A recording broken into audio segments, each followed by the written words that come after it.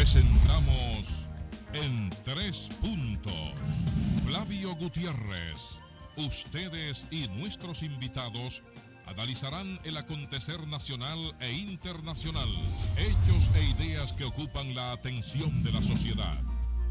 Un aporte al debate en busca de soluciones a los asuntos nacionales e internacionales actualizados. En Tres Puntos. Muy buenas noches a todos nuestros amigos televidentes y nuestro programa en Tres Puntos. Hoy miércoles, ya a mitad de semana, llevando a ustedes nuestras informaciones, nuestros comentarios, nuestros temas que están en el tapete ahora, en estos momentos, como es la reunión de los expresidentes y el presidente de la República reunidos hasta hace unos momentos, donde daremos esos detalles. Javier López, Guillermo Torres, buenas noches. Buenas noches, Flavio, buenas noches, Guillermo, buenas noches, amigos televidentes. Hoy, miércoles, como bien tú dices, tenemos un programa con muchos comentarios y muchas opiniones para todos ustedes. Bienvenido a su programa en Tres Puntos. Muy bien, gracias Flavio, Javier, y a ustedes de igual forma, a nuestros amigos televidentes. Aquí estamos para compartir esta próxima hora con las informaciones del momento. Así es, Guillermo, así es, Javier, así es todos nuestros amigos televidentes. Una reunión bastante esperada, bastante comentada, donde habían muchas también especulaciones de cuáles son los temas a tratar. Y mucha ñoñería también. Y muchas ñoñerías. Se dieron a conocer 4 puntos, que Guillermo lo va a decir en un momento, y esa reunión todos la consideramos como una reunión trascendental, importante e histórica, porque se trata de 3 expresidentes vivos, donde los 3, unos han gobernado dentro de estos últimos 20 y tantos años, 2 han gobernado por 8 años, y el tercero va por un segundo mandato, que también va caminando así. No, uno va por 3 mandatos. Sí, uno, por 3 mandatos. Uno 12, uno 8 y otro rumbo a 8. O sea, que son los 3 que ya han gobernado bastante. Menos Hipólito. Y hubo uno que nada más se quedó en 4, que fue Hipólito Mejía. Entonces, esto aquí es una experiencia que hay aquí con el tema, a tratar el tema de seguridad, el tema haitiano y otros temas que quizás no lo vamos a conocer nunca, porque los expresidentes y presidentes a veces tienen informaciones que no necesariamente tienen que salir a la luz pública, se quedan en su entorno. Entonces esos 4 puntos vamos a verlos y los vamos a comentar dentro de lo que es el desarrollo de nuestro programa. Adelante, Guillermo. Muy bien, como tú acabas de decir, una reunión histórica, porque yo recuerdo en los últimos, en mi conocimiento, no tengo registrado en mi memoria que haya acontecido un hecho como ese, y eso es una muestra de madurez, de liderazgo político a nivel externo. Y así uno espera también que a nivel interno se puedan manifestar ese tipo de acciones que muy bien son valoradas en la población, pues demuestran, reitero, el nivel de madurez que deben de demostrar nuestros pueblos. Y en esa reunión, pues, muchas diríamos, conjeturas, hasta de las posiciones que estaban ubicadas, en la forma que llegaron, que el último en llegar fue el presidente Danilo Medina, que le dio un abrazo a Hipólito y a los demás le dio la mano, y así sucesivamente, que en un momento Hipólito la posición que tomaba en una foto, donde lo observaba tanto al presidente de la República como a Leonel Fernández y a Danilo Medina. Y así vienen los comentarios normales de las personas haciendo conjeturas. Pero bien, lo que tiene que ver con el contenido de esta reunión, duró aproximadamente 2 horas y tantos, hubo diríamos, una conversación ya a nivel general, a nivel público, de los mandos militares, incluyendo al canciller de la República, Roberto Álvarez, y hubo otro espacio privado para los expresidentes conjuntamente con el presidente de la República. Se trataron 4 puntos en esa reunión, se acordaron, y el primero es que la presidencia, conforme a lo que informó, que se acordaron esos 4 puntos básicos en esa reunión, que son el primero, crear espacios de trabajo conjuntos y bilaterales para una política nacional sobre Haití. El segundo punto es colocar al Consejo Económico y Social como instancia institucional para discutir propuestas concretas. A la primera reunión participarían los expresidentes y el mandatario en funciones. Tercer punto, entregar un informe periódico a los expresidentes sobre el estado de la seguridad nacional. Y el cuarto punto es discutir y aprobar una política exterior unificada y conjunta sobre las implicaciones de la situación haitiana. Para lograrlo, el presidente sostendrá encuentros bilaterales con todos los expresidentes. De manera que sobre la situación de Haití, los participantes pues coincidieron en que Haití atraviesa una de las peores crisis humanitarias, institucionales y de seguridad de su historia, y que la República Dominicana no puede sola también lidiar con esa situación de Haití, que es un matrimonio sin divorcio, como hemos dicho en un sinnúmero de ocasiones, pero reitero, no es una responsabilidad de la República Dominicana solamente. La República Dominicana ha hecho, nuestro país, ingentes esfuerzos, tanto económico como de gestiones a nivel de los organismos internacionales, pero todavía vemos los organismos internacionales muy apáticos a buscarle una solución y enfrentar con responsabilidad la situación haitiana, Flavio. Mira, yo te voy a decir lo siguiente. Yo entiendo que dentro de esos puntos que se dieron a conocer, estaba entre los 15 propuestos. Ahí se habló algo más allá de lo que no se ha publicado. ¿Por qué? Porque es un tema que se va a seguir tratando de manera muy confidencial entre los expresidentes y el presidente de la República, que son temas donde realmente el país internamente no puede exigir lo que no controla. Y me refiero a que si el sector empresarial, tanto de la construcción, el sector agropecuario y sectores que utilizan la mano de obra haitiana, no dejen de contratar esa mano de obra ilegal, pues no se hace nada con hacer un programa de repatriación. Ese programa de repatriación debe hacerse y debe tomarse en cuenta y en consideración con todas las fuerzas vivas de la nación, las fuerzas políticas, las fuerzas militares, las fuerzas empresariales y todo eso que estén involucrados que con tanta mano de obra ilegales están llamados a que eso no lo puedan hacer, porque realmente los países a los que le estamos haciendo los reclamos no lo van a entender, de que si nosotros tenemos la casa desorganizada, ellos no van a poder tampoco intervenir. Yo creo que eso es una premisa que debe estar discutiendo, porque hay intereses marcados, tanto por lo que sería el costo de la mano de obra y otros temas más que hay por preferencia. Hay gente que negocia con los haitianos y han tenido pingües beneficios con los haitianos. Entonces, ahí hay muchos temas que no son los temas solamente de principios, o de decir vamos a reorganizar, vamos a presentar esto, es una tarea. Hay una tarea que tiene que hacerse con funcionarios que aquí contratan mano de obra ilegales y otros temas más militares que permiten entrada, que eso hay que verlo, hay que enfrentarlo y se sabe quiénes son. Ahora, esos son temas delicados que no lo van a decir públicamente, pero sí realmente esa situación de decir va a poner un freno de las exportaciones. Las exportaciones están creando muchas ronchas y están creando muchos problemas. Es decir, que ese tema no muere ahí. Con sus 4 puntos son parte también de las 15 propuestas. Es decir, que hay que ver cuál es el fondo real de este tema, que quizá, vuelvo y digo, no se sepa nunca lo que allí se discutió a lo interno.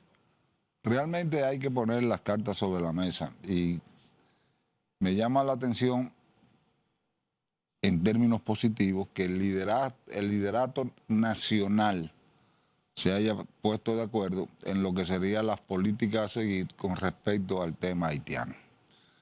Hay muchos pingües y beneficios, pingües e intereses que se afectan en la medida en que uno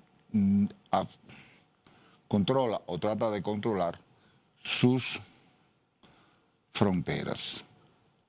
Ahí hay muchos negocios que no se ven, que son empresarios haitianos que están sancionados por países como Canadá, Estados Unidos, y sin embargo están en República Dominicana haciendo sus negocios con respecto a Haití. Las armas nunca se han dicho, incluso ahí salió una queja en el día de hoy, donde las fuerzas kenianas anunciaban y reconocían que las pandillas tienen armas más modernas que ellos. Sí. Entonces, tú dices, es tratando de hacer un río revuelto porque para que sea ganancia de pescadores. Están llevando el empresariado, y ahí me voy a otra parte, el empresariado haitiano está llevando a su pueblo, que es lo que le ha dado suficientes recursos. Es una lucha de empresariado que hay en Haití. ¿Quién financia Barbecue? ¿Quién financia las otras bandas? Llegará un momento que se van a enfrentar y ahí comenzaría a hacerse lo que se conoce como la guerra civil haitiana.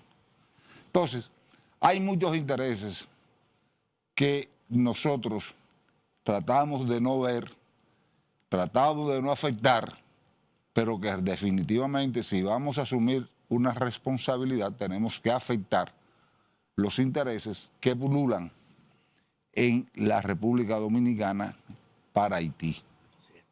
Vámonos a nuestra primera pausa comercial para continuar con más comentarios de este tema, porque este tema realmente tiene muchas aristas.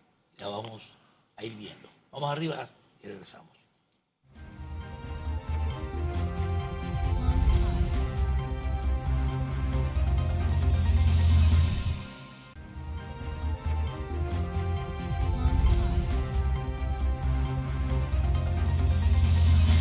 Bien, ya de regreso en la mesa de las conversaciones, vamos a brindar con un sabroso de Fruit Punch de Rica, con la calidad, sabor y color que usted se merece, pero siempre con un Fruit Punch de Rica que en todos momentos cae bien, sobre todo porque representa la calidad, un invariable en todo lo que es su calidad y siempre con un sabor inigualable.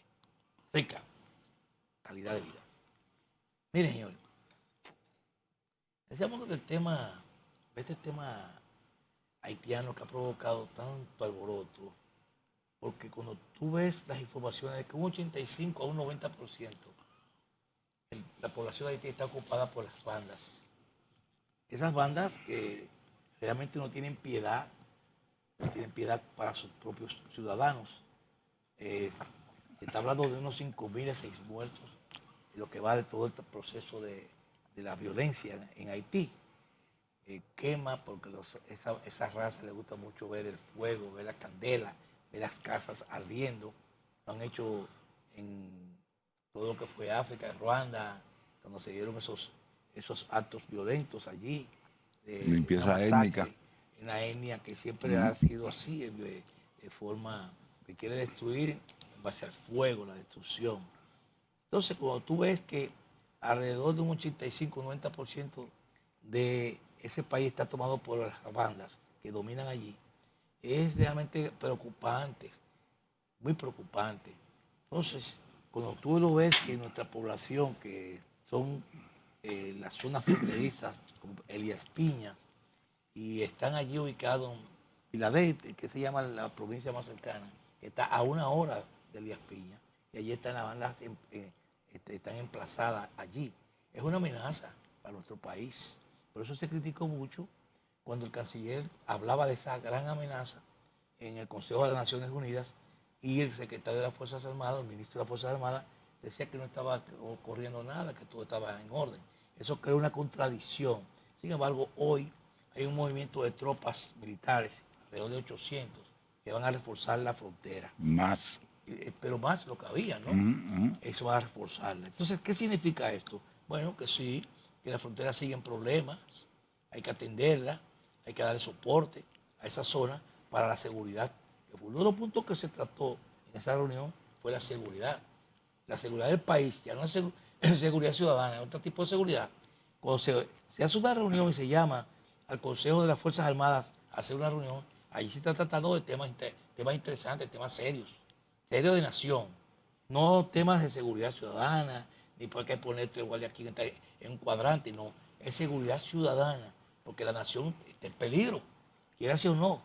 ¿Por qué? Porque tenemos una amenaza. No hay un ejército regular que se pueda decir que tú te vas a enfrentar con un ejército, pero quizás es más claro y visible que puedas enfrentarte a un ejército que unas bandas donde todo el mundo descontrolado y todo esté allí. Ni es un foco guerrillero, ni son un movimiento revolucionario para tomar un gobierno. Son grupos vandálicos, que es el peligro. Si fuera un grupo que tuviera un norte, tú dirías, bueno, el objetivo de ellos es conquistar el gobierno, hacer tipo de tal proyección de tareas, pero aquí no hay nada de eso. Es un grupo vandálico que quiere adueñarse de un país y también con pretensiones también para la República Dominicana. Es decir, que ahí es que está el peligro real de lo que está ocurriendo en esa zona. Entonces, como no hay con quién discutir, con quién hablar, con quién dialogar ni con quién negociar, pues entonces también la cosa más se complica con un Estado fallido como es el Estado haitiano.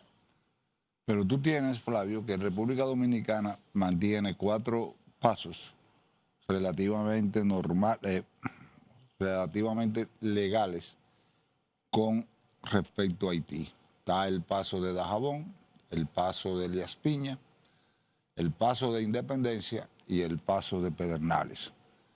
Son las puertas que tiene la República Dominicana formalmente abierto en la frontera. Sin embargo, aquí nada más se habla de la de Dajabón, porque en Dajabón está en el norte, y en el norte no hay bandas como hay en el sur.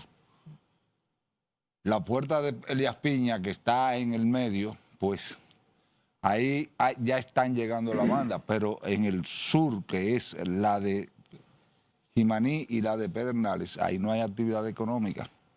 ¿Por qué? Porque ya como están en la banda sur de la isla, y Jimaní queda a 60 kilómetros de Puerto Príncipe, no hay actividad económica por la frontera sur. Entonces, están llegando, y ahí me circunscribo a lo que dijo José Eliseo.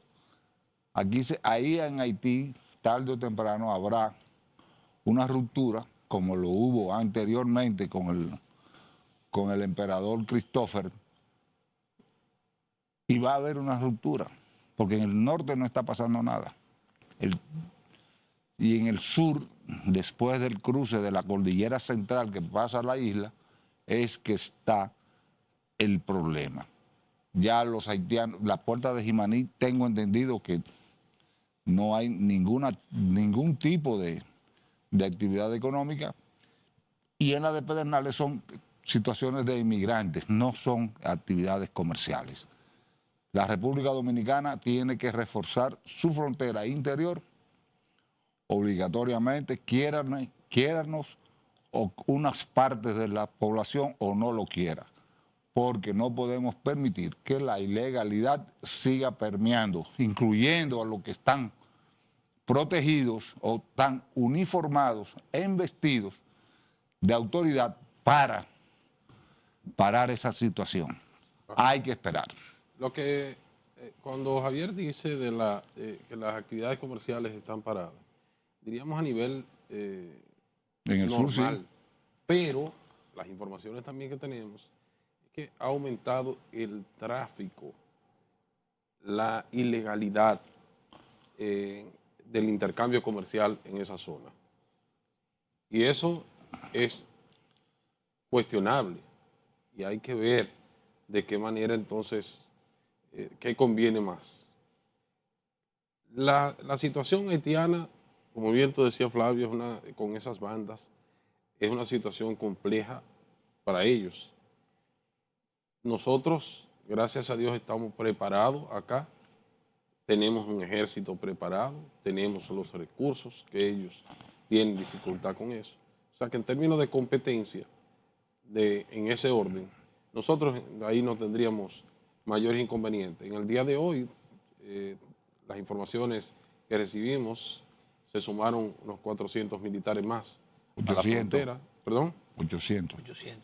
Bueno, parece que fue en 2 partidas entonces, los 800 en total.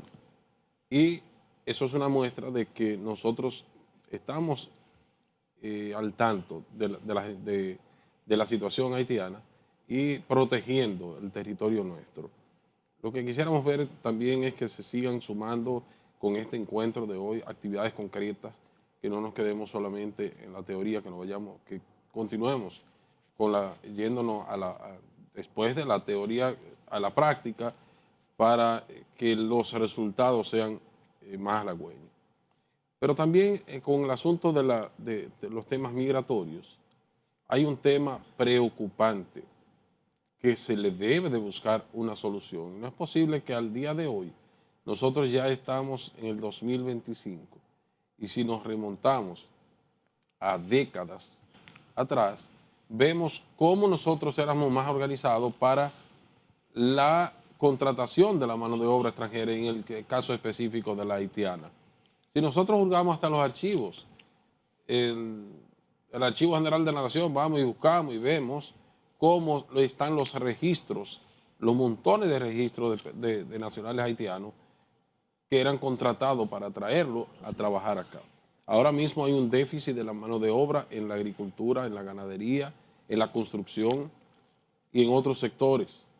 Y hay que buscar una solución, porque no es un secreto para nadie que sin la mano de obra haitiana, muchos sectores aquí colapsan.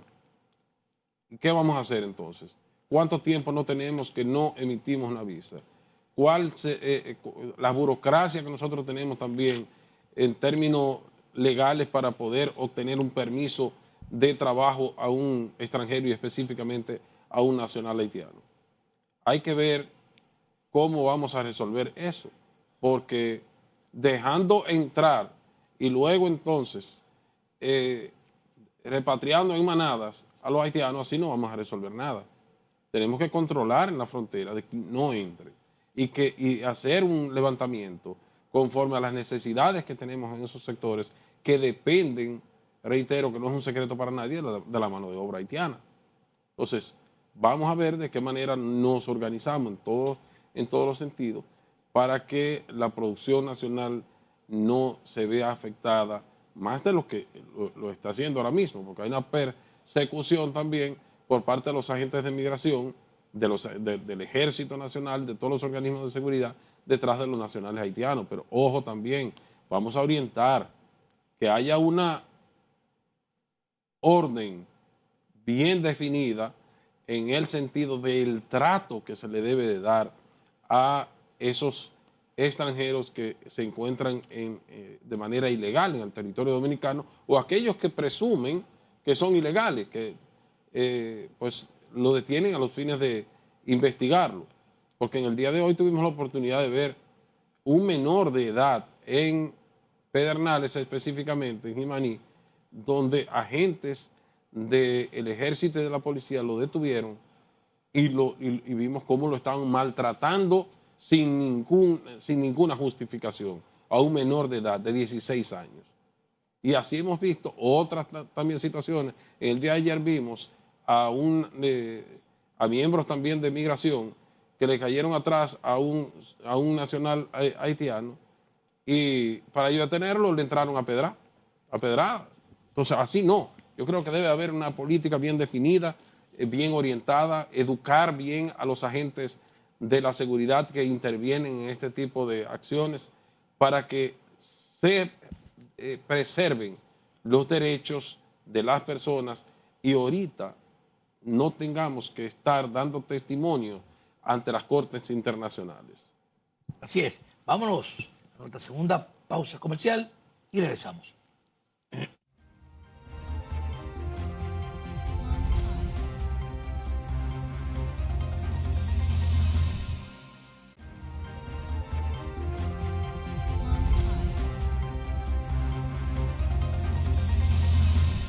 Bien, continuando con nuestro programa en 3 puntos.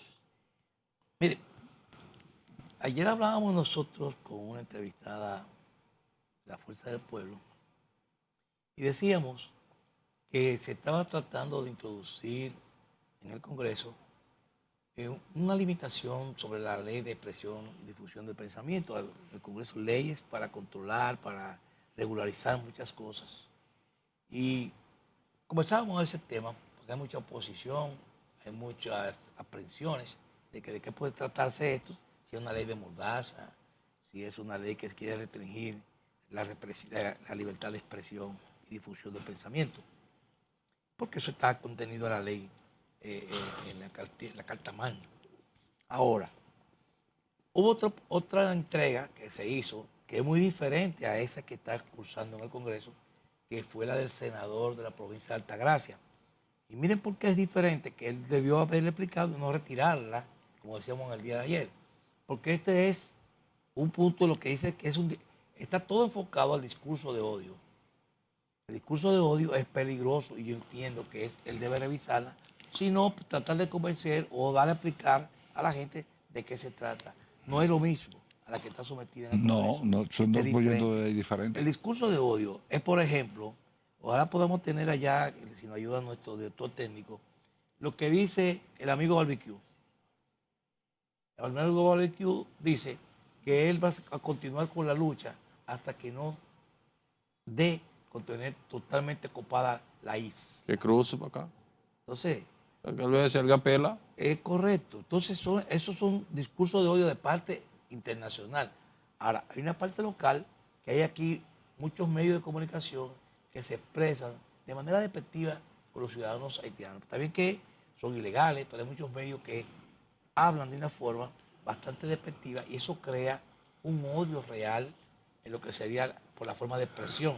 Y es peligroso porque si eso se repite y grupos que a veces insistan a otros a decir, ataquen a los haitianos, sáquenlos, por ejemplo, como ahí en La Vega, hay un grupo protestando para sacar a los haitianos que están en La Vega. Hay que tener mucho cuidado en estos momentos que son altamente peligrosos, por eso si tú creas, hablamos del discurso de odio, ¿de qué se trata? Si tú empiezas a sacar lo que son tus vecinos, que aunque estén ilegales o no, que se trate de regularizar, que lo que buscamos y lo que está legalizado, bueno, pues son ciudadanos normales, como somos nosotros también, visitantes en otros países. Entonces, hay que cuidar la forma de cómo manejar la situación, sobre todo en estos momentos donde realmente hay muchos que por el hecho de ser hasta negro, lo están deteniendo siendo dominicanos. Cuidado con esto. Entonces, eso crea una aprensión en la forma de hacer un proceso de deportaciones. Y eso hay que manejarlo con mucho cuidado. Tener gente preparada. Por ejemplo, en el día de ayer, o de anoche, saliendo de aquí del canal, vieron 2 policías motorizados y había un ciudadano procedente de Haití, se desmontaron abruptamente y lo detuvieron, lo revisaron. Nosotros nos fuimos y se quedaron con él revisándolo y haciéndolo detenido, lo estaban deteniendo. Esa autoridad no está para eso. Entonces, son policías para la seguridad. No son ni de migración, ni están preparados para hacer ese trabajo. Entonces, es posible que quizás el interés de ellos no sea el hecho de apresarlo y llevarlo, porque ellos no tienen la autoridad para eso, pero sí para extorsionarlo quizás. Y ahí es el peligro donde se vuelve esto una situación de descontrol peligroso para ejercer un proceso realmente legal y también que le corresponde con todo el derecho a la República Dominicana, que son las exportaciones. Pero hay que hacer en su justa medida. El personal que esté trabajando en esto debe estar supervisado, un personal que debe estar totalmente orientado y que sepa lo que está haciendo para que realmente no incurra en errores que pongan en peligro realmente el trabajo que está haciendo la República Dominicana de manera de cumplir con la ley. Entonces, hay que tener mucho cuidadito con esto, porque realmente esto crea confusión y muchos se aprovechan de la situación para hacer otras tareas que no son legales también dentro del proceso de tratar de limitar la entrada ilegal de ciudadanos haitianos o de ciudadanos en general extranjeros ilegales, para no crear que el foco es Haití, sino extranjeros ilegales. ¿Tú nunca has visto un retén donde detengan a un serbio? ¿Tú nunca has visto un retén donde detengan a un venezolano, a donde detengan a un colombiano, a un yugoslavo, o a un ruso, que están en República Dominicana de forma ilegal? No, aquí todo el que anda y todas las detenciones es a los inmigrantes ilegales haitianos. Eso es un crimen de odio de las mismas autoridades. Es el odio. Ese es el odio, no es en contra de la deportación, es No. por qué detienen solamente a un color de piel. Lamentablemente, nuestras autoridades están todas embarcadas en ese proyecto. La policía, la marina, la fuerza aérea, el ejército y todo el mundo, donde ven un inmigrante ilegal haitiano, lo detienen, no importa qué organismo represivo sea, lo detienen. Es una orden que viene dada por los altos mandos militares. Ahora la gran pregunta, ¿cómo es que detienen y detienen y detienen y anuncian todos los días miles y miles de repatriaciones y siguen llegando? ¿Quién lo está dejando entrar? Porque tiene que pararse. Por ejemplo, paramos y tomamos medidas con respecto a los hospitales. Ya los hospitales, tú lo oyes, que no hay queja con respecto a la presencia de ilegales en Haití. En los hospitales ya han disminuido en más de un 80%. Sí, pero hay un tema con esto, porque una ciudadana que ha creado noticia, no, para que tú continúes con el tema, a eso ha creado noticia, porque esa ciudadana se abstuvo a ir a un chequeo médico, a ir en el momento de sus atenciones que tenía de embarazo, porque estaba temiendo a ser apresada y deportada. ¿Y falleció? Falleció en su casa, porque no se fue a dar el seguimiento a su estado de gestación y falleció. Entonces ahora eso ha sido tema para atacar un proceso que es legal, que estamos conversando. Un proceso que es legal, pero por el temor a ser apresada, no salió a hacer su atención y falleció en su Entonces casa. yo le hago una pregunta a usted. En los centros, ¿dónde es que están los agentes de migración? Ahora están en los hospitales. Ok, también. en los hospitales. ¿Están en los centros privados? No. Tenemos estadísticas y sabemos los ilegales que están yendo a los centros privados, entonces sin ningún control. No. Entonces los centros privados que están siendo beneficiados ahora mismo con esta medida. ¿Por qué? Claro, porque no están yendo a los hospitales. Pero que, espérate, Y hay algunos... Espera. Esto, tú quieres como jugar a la inteligencia del otro. Diga. Oye, en Haití, a todas las parturientas, comenzando con la parturienta, le cobran el parto. No estamos hablando de eso, Javier. No estamos hablando de eso. Porque estamos hablando de salud. No estamos hablando de Haití, estamos hablando de República Dominicana. Lo que dice Guillermo. Porque el pobre es que el no estamos inmigrante hablando de ilegal eso. no va a la clínica privada. Él no va a tener dinero para ir a una clínica privada. No, ni pagar una consulta de 4 o 5 mil pesos. Claro, Javier. No estamos hablando de Haití. Eso es otro tema. Estamos hablando de República Por Dominicana. eso te están un diciendo inmigrante Haití. ilegal no va a pagar 5 mil pesos por una consulta. Javier, por un Javier, eso es una suposición. Ni usted ni yo lo sabemos. Mi pregunta es lo que le estoy diciendo. Tenemos las estadísticas, sabemos si están yendo a los centros privados. Hay controles en los centros privados. Usted mismo acaba de decir que no, que solamente en los centros públicos, que vemos un camión ahí parado, y es lo que dice Flavio, han disminuido significativamente. ¿Y qué está pasando? Que eso nos puede llevar a nosotros, como lo hemos dicho desde el principio, nos puede llevar a nosotros a una situación internacional, en las cortes internacionales, a una acusación, porque eso es un derecho universal, el derecho a la salud. Y en la medida que no van a un centro por el temor a ser apresado, entonces hay situaciones que hay que estudiar y ver las consecuencias de eso también. No permitamos que entren en la frontera. Vamos a sellar la frontera. Que envían 800, que envían tanto, que envían esto, con lo otro. Caramba, ¿y cuántos militares que tenemos en la frontera ahora mismo? Cuando son 300 y pico de kilómetros nada más. ¿Y cuántos se necesitan? Calcúleme por, diríamos, por 100.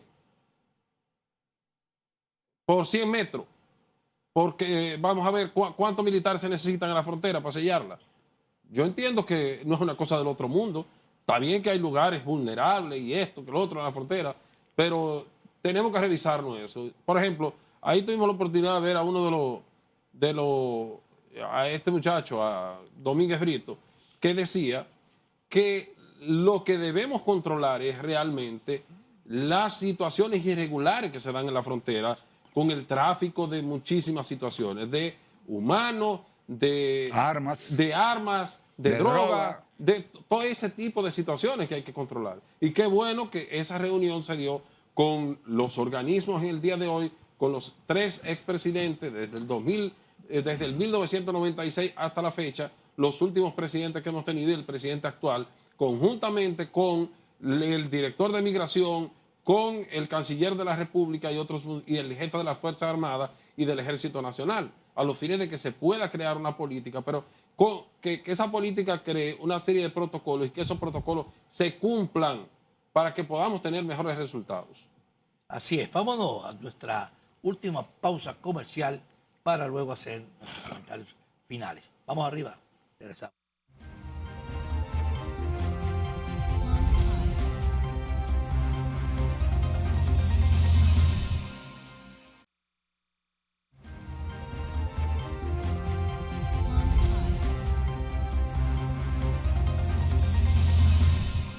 Bien, ya en los últimos finales del programa, ya en los minutos finales del último bloque que tenemos nosotros aquí, pues estamos llevando nuestros comentarios para todos ustedes. Miren, vemos que se están gestando una serie de llamados a huelga, tanto la clase choferil como CONATRA, estamos hablando también de los médicos, estamos hablando de otros sectores que están siendo llamados a paros. La gente de Villa Altagracia han tenido un paro por asunto del peaje, que ya están en ese tipo de protesta, y eso crea un poco de incertidumbre a todo lo que ha venido ocurriendo aquí en el país. Estamos entonces, eso es lo que hace dividir realmente los objetivos. Bueno, de parte de los médicos, que no es nada nuevo, y el doctor Waldo Ariel Suero está diciendo para un llamado el paro médico porque realmente el ministro de Educación de Salud Pública y canceló a 15 médicos y eso ha creado una situación de descontento, de malestar en el Colegio Médico Dominicano, donde dice que fue de manera irresponsable y también de una forma totalmente rompiendo los derechos de los propios médicos. Y si no lo responden, hacen un llamado para hacer un paro médico. Eso no es nuevo. Cuando está Waldo Ariel Suero se agarra también de cualquier cosa para hacerlo. Pero realmente yo entiendo que son puntos a discutir, puntos a tratar, porque en nuestro país, las condiciones que tenemos ahora con tantos problemas que venimos tratando, otros temas que lo que hacen es dispersar la orientación de lo que se quiere trabajar para lograr objetivos. Entonces es preferible que se llegue a acuerdos, se discutan estas situaciones. Igual que también con los choferes. Los choferes también están descontentos, tienen amenazas de salir para hacer paros. Y nosotros en este momento lo que tenemos que estar es unificados como nación, no dispersarnos, ver qué es lo que está ocurriendo, porque si el gobierno está ocupado en otras posiciones y entonces se le abren varios frentes, lo que hace es que crea una dispersión. Y en este momento lo que tenemos que estar unificados, todas las fuerzas vivas de la nación, el gobierno, el hospital, todos debemos estar bajo una sola línea de trabajo y enfocarnos en lo que está ocurriendo, que es el problema mayor que tiene la República Dominicana en estos momentos.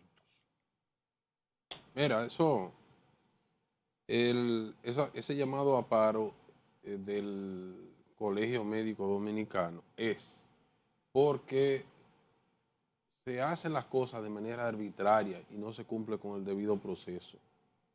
Si se entiende que hay un servidor público que no está cumpliendo con sus funciones, hay un proceso, un procedimiento conforme a la ley 4108 de función pública para cumplirlo. ¿Y por qué también no se hace en coordinación con el Colegio Médico Dominicano también y se hace de manera arbitraria? Cuando se hace de manera arbitraria, entonces trae como consecuencia ese tipo de respuesta. Que el gremio está ¿para qué? Para proteger a sus asociados. Esa es la función del gremio, realmente. Entonces, yo no entiendo por qué estos funcionarios no asimilan la tarea, como dicen. Conocemos el gremio y sabemos que no se van a quedar de brazos cruzados, y mucho menos Waldo Ariel, que es una persona que que ya todos lo conocemos. Entonces, buscan ruidos innecesarios que le afectan la imagen del gobierno y lo propio también la imagen del propio presidente de la República, que es una persona concertadora. Vemos hoy el ejemplo, como decíamos al principio del programa, esa cumbre de expresidentes con él a la cabeza. Y eso es un nivel de concertación, pero la misma partitura deben de tocarla algunos funcionarios que se hacen los chivos locos. Y lo propio lo decía el senador Antonio Marte, que hay funcionarios que creen que son dueños y amos de esas instituciones y que no ven ni escuchan a nadie. Entonces, ahí vemos también del sector choferil ese llamado a paro porque entienden que el negocio, según ellos, no es rentable. Tú bien decías lo del peaje de Villa Altagracia. Villa Altagracia es parte de la capital prácticamente. Y eso es un barrio de la capital prácticamente. Entonces no es posible que de un cuetazo le suban, como se dice popularmente, le suban un 140% al peaje cuando hay personas que tienen que, en el caso de los trabajadores del transporte, dan 2 o 3 viajes al día. Imagínense ustedes, 100 y 100 de ida y vuelta a un carrito de concho, eso indudablemente que va a repercutir en el bolsillo de las personas que utilizan este transporte. El peaje debieron de ponerlo después de Villa Altagracia para darle facilidad a estos trabajadores que vienen, como decía Javier, una ciudad dormitorio, que la mayoría trabajan aquí en la ciudad capital. Vienen a diario. Aquí. Ahí vemos también hasta los propios universitarios, que vemos una asociación muy organizada y que tiene varios minibuses, y lo vemos 2 y 3 veces al día, que vienen aquí a Santo Domingo, a la sede central, a estudiar. De manera que hay cosas que hay que buscarle la solución para que la cura no sea más cara que la enfermedad. Así es, hay que esperar que lo que decida el gobierno, porque tengo entendido que en la parte del peaje, ya con el pueblo de Villa Altagracia, están sentados en la mesa del diálogo. Lo que me llama mucho la atención es el senador de tu provincia hablar de que él está harto de negociar y no le dan nada, quejándose también del tema de los peajes.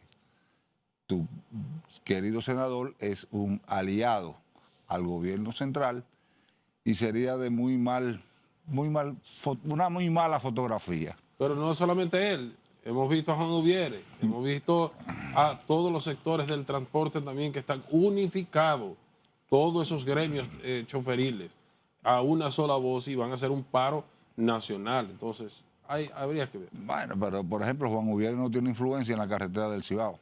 ¿Cómo que no? No, la carretera del Cibao son generalmente de Antonio Marte. Sí, de Antonio Marte la mayoría. Pero está bien, ellos tienen, a nivel nacional, tienen una presencia significativa. Son los 2 gremios principales, CONATRA y FENATRADO. Ahí hay que aclarar algo, porque, por ejemplo, se habló primeramente de 100 pesos para ida y vuelta. Se entendía que se iba a hacer así y que no se iba a pagar otra vez de regreso a lo que está cercano a Villa Altagracia. Sin embargo, después se concilió con otro grupo para que se pagara el ida y el vuelta. Ahora, también hay que regularizar porque hay carritos de esos que hacen viajes a Villa Altagracia, llevan 6 pasajeros y cada pasajero paga un dinero por 100 pesos por pasar por las zonas de peaje. Y el chofer solamente lo que tiene que pagar son 100 nada más. Entonces, hay que estar cuidando porque a los pasajeros le han aumentado a 150 pesos el pasaje de los carritos, eso. ¿Y cuánto tú llevas montado ahí? 5. ¿Cuánto tú pagas? 100. Sí. Entonces, hay que tener cuidado con eso. Regularizar el tránsito. Finalmente, Flavio, colocan 8 provincias en alerta verde, en lo que tiene que ver con San Cristóbal, Sánchez Ramírez, Peravia, Monte Plata, Duarte, María Trinidad, Sánchez y La Altagracia. Ojo, en esas comunidades, en los lugares vulnerables, en alerta verde están. Así es, cuidado con el agua. El agua es buena, pero también es daña. destructiva.